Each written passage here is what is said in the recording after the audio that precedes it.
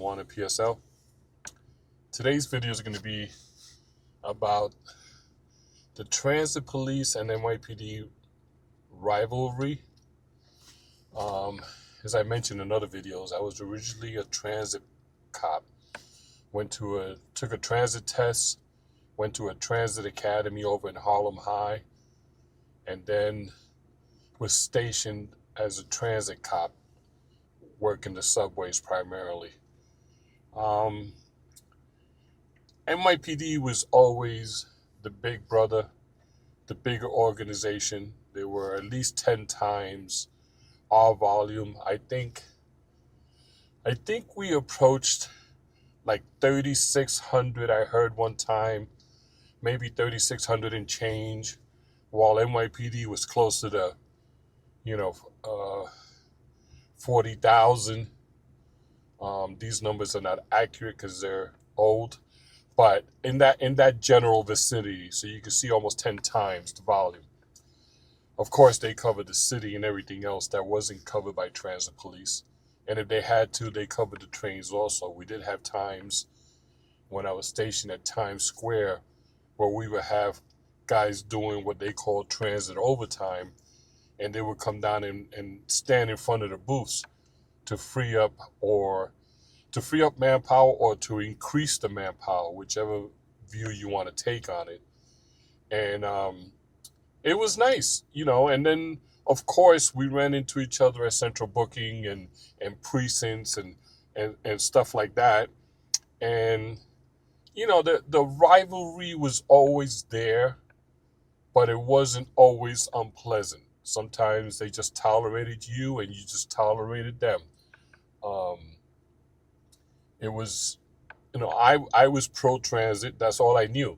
I couldn't tell you anything about being a NYPD cop, so there was no point on taking their side. We had the same pay scale. We had the same uniform with a different patch. And we actually had transit police badges while they had higher serial numbers and higher numbered badges. But I think we coexisted, at least in my perspective. We coexisted pretty good. You did run into certain people that, looked down at you.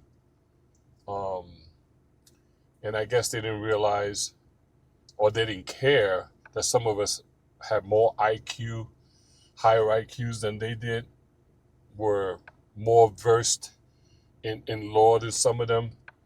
But it was cool.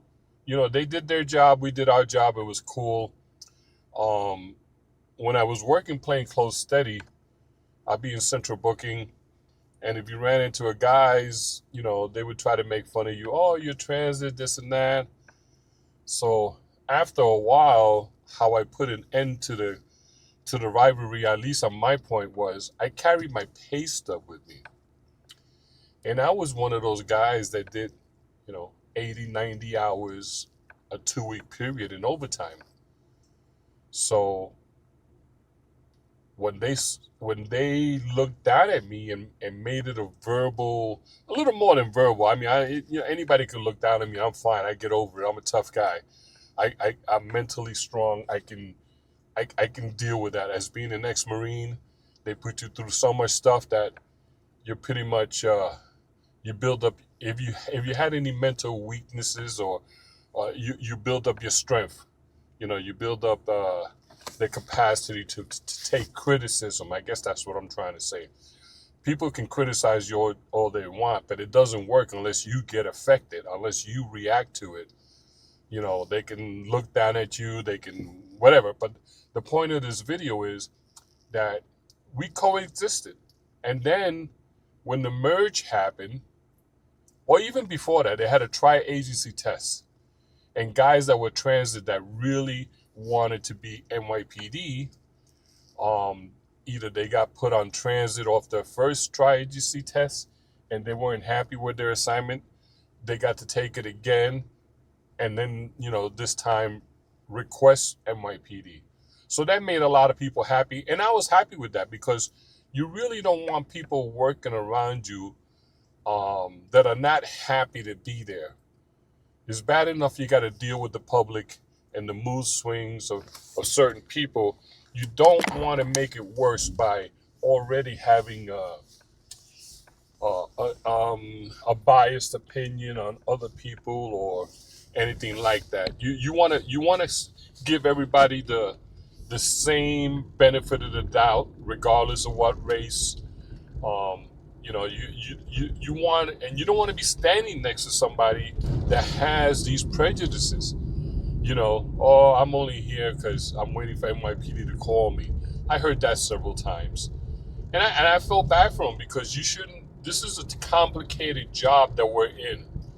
And you shouldn't be in the job this complicated if you're not happy being here. If it's against your will and the only reason you did it is because transit was the first one to call you, or you got assigned transit and you couldn't get out of it, I did feel sorry for them. I really did. My class was about 450, and we built a bond in the academy. And if we ran into each other, we smiled and waved. Some of us caught up. The other was were happy to see each other. I traveled into Brooklyn, then I traveled into Queens. I traveled into Manhattan. I traveled into different boroughs on different assignments, sometimes on the same night. But, other NYPD guys can't say that. They were stuck to a sector. They were stuck to a precinct, and you had to make it work. And one thing I know about this job, even today, looking back, 40 something years ago, a lot of us didn't know what we were getting into. We were always the civilian that was on the sidelines, kind of. And, so when you become a cop, in general, any cop, I think, you have to grow into people not liking you just because you wear a uniform, or not liking you because you caught them on a bad day. People want to be let go on a bad day, and that's the biggest difference I can tell you. I tell in other videos I have mentioned that I've met good people that were just having a bad day. The rest of the week they were fine, maybe. They're hardworking, supporting their family, and they just go out to drink or go out to a party or whatever, normal, good reason, but then they overdo it. They fall asleep on the train. They become a victim of a crime, and now we meet. Either you're reporting the crime to me, or I need to get you medical attention, or I'm chasing the guy that I see committing a crime on you, using you as a victim. There's all different scenarios that come into play here, that when you're a civilian, you have the privilege, maybe privilege is not the right word, but you have the option to look the other way. Not my problem. I didn't see anything. I don't know him. He shouldn't have been wearing his gold watch today. He shouldn't have fell asleep on the train.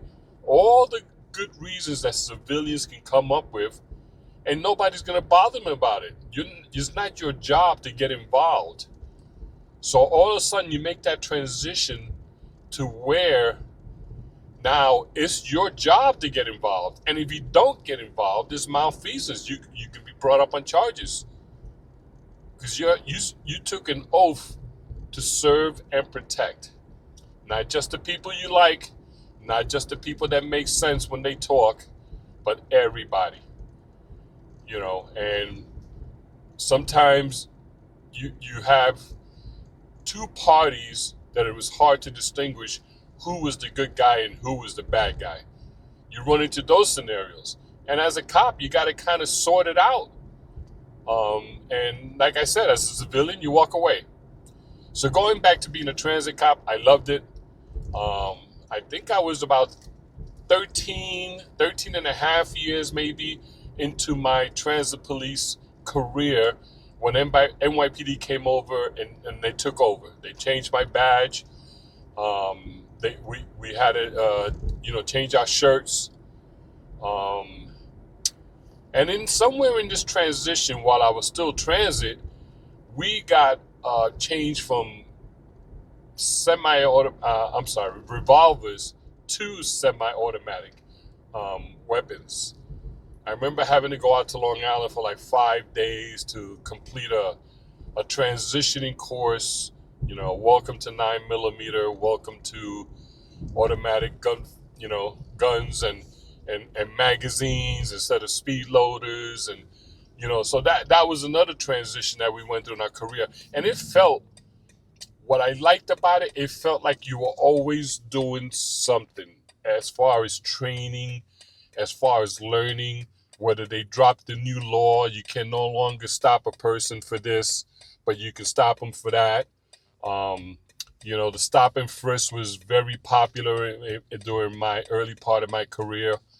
I think it was the mayor had called it broken windows theory, where you went and you addressed low level crimes to get some bad people off the streets. Because bad people will commit all kinds of crimes. They will rob you, they will stab you, they will shoot you, they will burglarize your car or your home.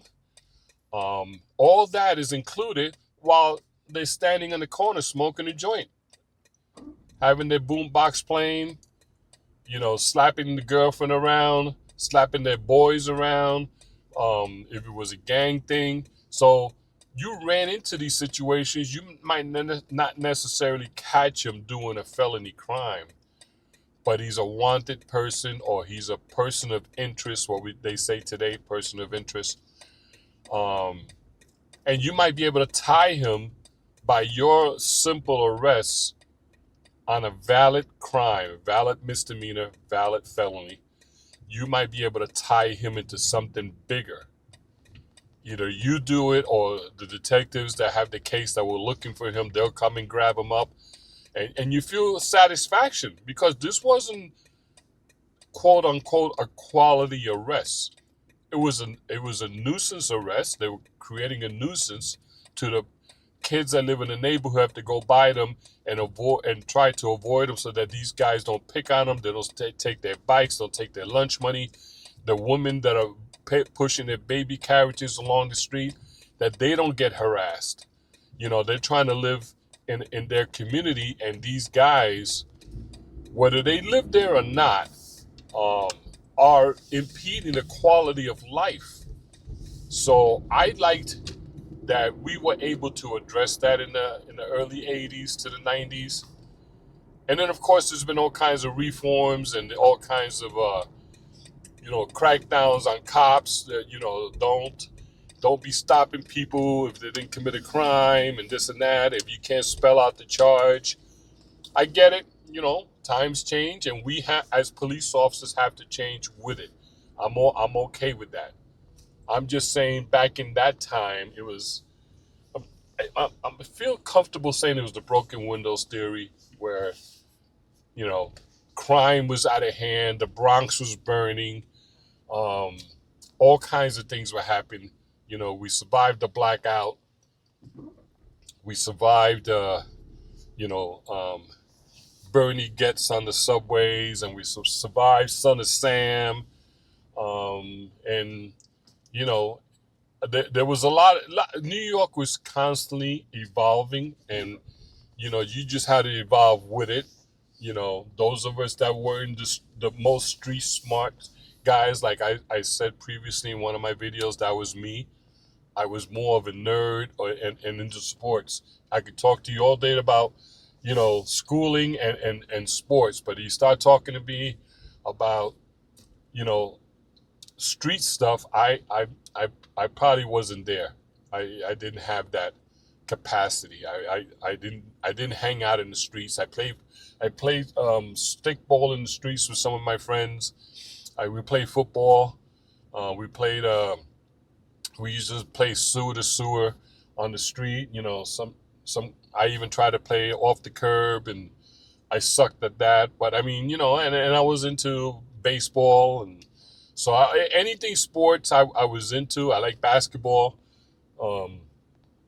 So I kept myself in that frame of mind, and when it came to some heavy stuff, I was out of there, or I didn't want to be there. I don't mess with that stuff. I never did, and that makes me a little different than other cops that were street smart, and then just took the test and became a cop. And then some of them forgot to leave that behind. You have to leave that behind. You can't be doing stuff that you did as a teenager or as a young man and continue to do it as a cop. I seen other guys get in trouble over that.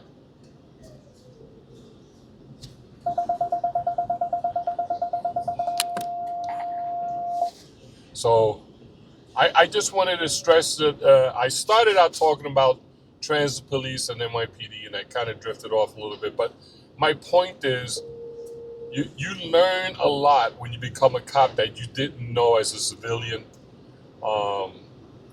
You learn there's a difference between the police forces. I didn't know that. When I took the test, I just wanted a better paycheck for me and my family.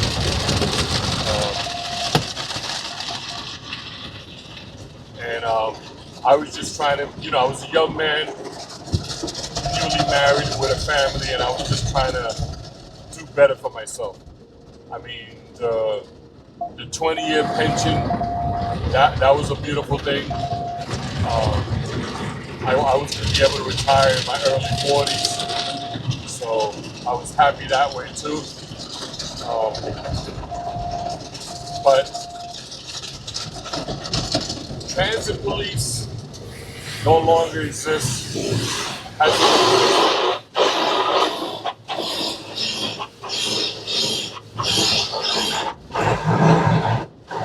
Hasn't existed since '95, but I still tell people I was a transit cop.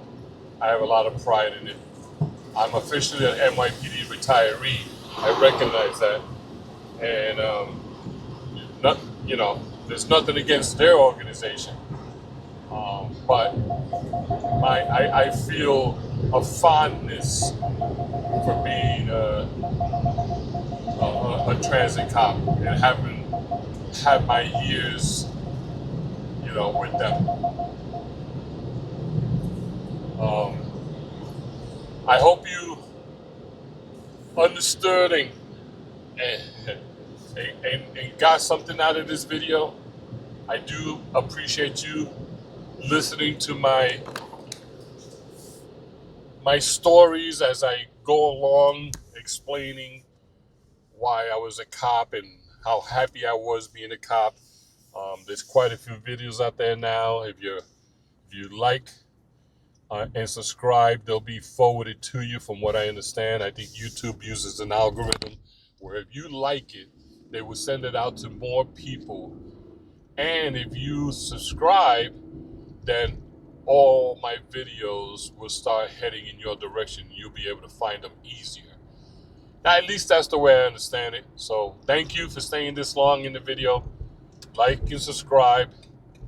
And, someday I'll learn editing. But for now, all the bloopers are inserted in the video. So please understand. And I do thank you for your time. Like and subscribe.